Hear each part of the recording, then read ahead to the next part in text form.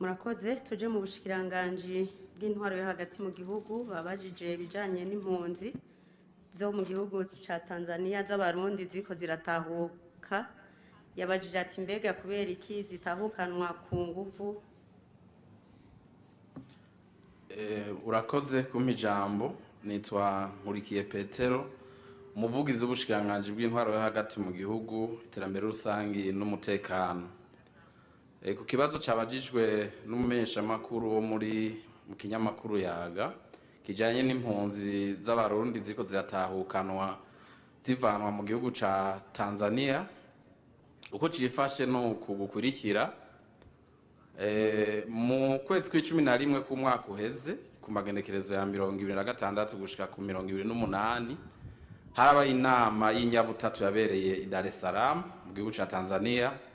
Iyo nama yahuza abegwa n'izo mpunzi aribo igihugu c'u Burundi, igihugu ca Tanzania n'ishirahamwe HCR rijejwe ivy'impunzi kw'isi yose. Muri iyo nama rero izo mpande zitatu zari zumvikanye gutahukana impunzi z'abarundi zishika ibihumbi 143 ziri mu ikambi zibiri, ikambi y'Induta n'ikambi y'Inyarugusu. Bumvikana yuko bazoba batahukanywe mu Burundi bose kugira ngo ikambi y'Induta ibe yugawe itariki 31 z'ukwezi kwa gatatu, hanyuma ikambi y'Inyarugusu nayo ibe yugawe itariki 30 z'ukwezi kwa gatandatu kuza. Rero bari bumvikanye yuko kundwi bazoza mu Burundi turakira impunzi zishika ku bihumbi 3.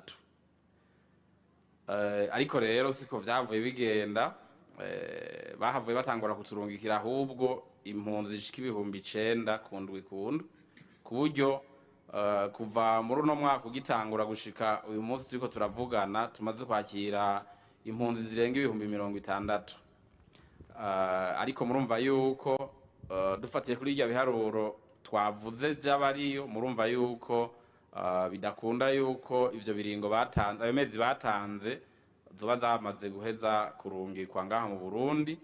Ari naco gitumeje ubundi tariki 18 z'uku kwezi kwa Ntwarante habaye indi nama yabereye i Nairobi y'izo mpande mu gihugu ca Kenya, y'izo mpande nyene zitatu, aho bumvikanye yuko bongerako ukwezi kumwe kuri ivyo biringo vyatanzwe. No kuvuga ikambi y'Induta ikaba yugawe mu mpera z'ukwezi kwa kane, y'Inyarugusu nayo mu mpera z'ukwezi kw'indwi. Nuko rero urumva yuko bahavuye baturungikiriye ibitigiri vyinshi.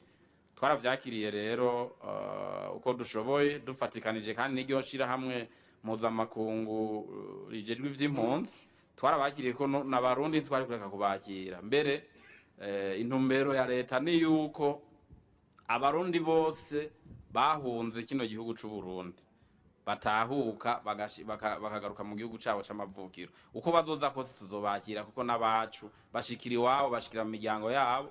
Ntidushobora kuvuga ngo nditworeka kubakira ngo kubera bariko baza ari benshi. Oya, kuko abazi ubu duca tubajana mu mihana y'iwabo. Imihana y'iwabo iracahari, bashikira mu miryango. Ntabwo dutera kamo n'uwo wese basigaye hanze yitwa impunzi, ico gitutsi cyo kwitwa impunzi kimuveko, ahunguke aze gufashanya n'abandi barundi kuba ku Burundi. Hanyuma hanze hazosigara yo gusa umurundi yagiye ku zindi mvo mugabo atari imvo z'umutekano, imvo z'ubuhunzi. Mbe hamwe hogira umurundi avuga ati jewe sishaka guhunguka, umutima wanje nturatekana, amategeko avuga iki? Amategeko n'uburenganzira bwiwe. Abahunguka gushika ubu bahunguka gushaka kwabo. Avuze ko adashaka guhunguka ntibashobora kumuhungura ku ngufu. Leta ya Tanzania none muravugana ku buryo atamurundi zorungika adashaka?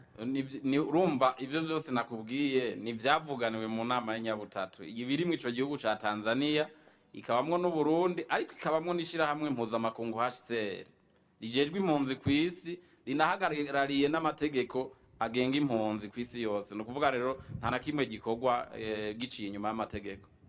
Murakoze cyane. Yamara tukiri ngaho nyene bacumva kino kibazo ko cabajijwe, hari abacu barungika ubutumwa bavuga yuko ngo nk'impunzi z'abarundi bari induta bobo ngo bavuga yuko ngo muri kino gihe barara barakubitwa mbere ngo n'amasasu akavuga mu ijoro muramaze kubimenya navyo ivyo ntavyo turamenya ino mu bushikiranganje ntaco twobivuga ko urumva nibibera mu kindi gihugu ayo makuru ntaradushikira tukivuga ku byerekeye impunzi nyene impunzi z'abakongomani bari mu Burundi ngo harabifuza yuko bosubira mu gihugu cabo navyo mubona mumaze kubimenya canke mubona bishoboka birashoboka cyane twabivuze ibijanye n'impunzi igihe cyose ivugiye ko ishaka gusubira mu gihugu cayo duca ababijejwe baca bakorana abo babijejwe nabo n'ico gihugu kiba carabakiriye ni igihugu baje bavamwo n'ishyirahamwe mpuzamakungu HCR baca bakorana bakarabira hamwe ico cifuzo yuko gishoboka n'ukungene ico shobora kuja mu ngiro rero bavyifuza gusubira mu gihugu cabo nta kibazo na kimwe kuko n'ubundi igihugu cabo ni kiriya ino bahaje kubera ibibazo vy'umutekano vyari vyabateye. Yego tugaruke hano imbere tuje muri sentare Ntayinyuzwa umuvugizi wayo bamubajije ibijanye n'abafungurwa barekuwe ati barekuwe kubera iki nyimba barekuwe kubera ubugwayi abandi bagwaye bobo bazorekugwa. Murakoze cyane ikibazo nini bere yakibajije aho yatanguriye kuvuga ko harekuwe abamenyesha makuru gaca aravuga yuko n'uwahoze ari umushikiranganje wa mbere n'uwitwa Kazungu barekuwe kandi bobo bagirizwa ivyaha biremereye nko guhungabanya umutekano w'igihugu canke gushaka kugandagura umukuru w'igihugu ariko nagira ndamubarire yuko yaciye avuga ngo mbega Dr Sahabo na Christian Butoyi bobo ntibotaha nagira ndamuremeshe nimbere ndakuremesheje kubera kurekura abanyororo n'umugambi ubushikiriza amanza bumaze mu igihe kinini bumaze igihe kinini barekura abantu mu mabohero atandukanye abo bambwiye ngira ngo nabuzi kubera ibubanza bararekuye ibujumbura bararekura mu ibohero ry'Igitega bararekura imuyinga bararekura mu gihugu cyose baguma barekura rero ntibarekura ngo nuko umuntu avuze ngo iki kimeze gutya canke gutya baratohoza bakaraba koko ababikwiye hari n'abarekuwe kubera ivyaha bagirizwa ari bitoyi hari abarekuwe kubera bafunzwe bafise imyaka myinshi hari abarekuwe kubera babisavye kubera imvo zitandukanye rero ndamuremesheje n'abayavuze ubushikiriza amanza nibwo abashikira bakabona koko ivyo bavuga nivyo nta kabuza bazobarekura kugira nabo batezurirwe na cane cane yuko uye ubushikiriza amanza ico buriko burakora ari ukurekura abashobora gutaha kugira ngo batezurira amabohero afise ibiharuro vyinshi yaciye sinzi ko nobandanya ku kibazo yabajije yaciye avuga ati ku kijanye ni dossier yo kugandagura ababikira bo mu Kamenge hariho witwa Guillaume aheruka gufatirwa mu Butaliyano ati mbega uno munsi ubutungane bw'u Burundi